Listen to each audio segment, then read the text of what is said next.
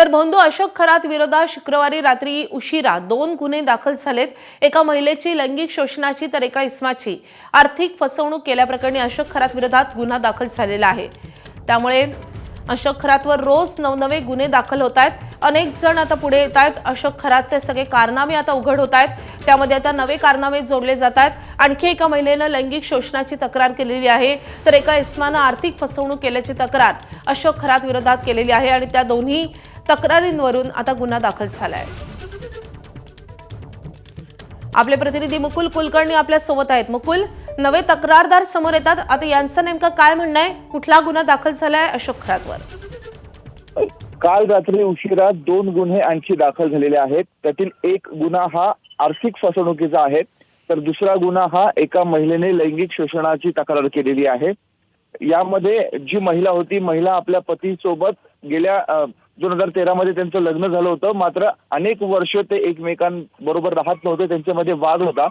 त्यांना कुठल्या तरी एका व्यक्तीने सांगितलं की अशोक खरात हा मार्गदर्शन करतो, त्यामुळे हे दोघं त्यांच्याकडे सुरुवातीला 2022 मध्ये गेलेले होते। त्यानंतर पुन्हा एकदा 2024 मध्ये गेले असता याने जी त्याची मोडस आहे त्या पद्धतीनेच पतीला केबिनच्या बाहेर जायला सांगितलं आणि पत्नीला तांब्याच्या भांड्यातील पाणी प्यायला दिलं आणि त्यानंतर तिच्यावर अत्याचार केल्याची तक्रारीमध्ये नोंद आहे।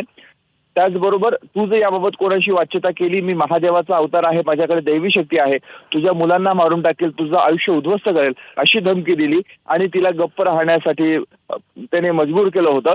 तर दुसरी एक घटना अशी आहे, ज्या घटनेमध्ये नेवासेमधील एक व्यावसायिक आहे, त्यांना त्यांच्या व्यवसायामध्ये वृद्धी हवी होती आणि ही वृद्धीसाठी ते त्या भोंदू बाबाकडे गेले होते।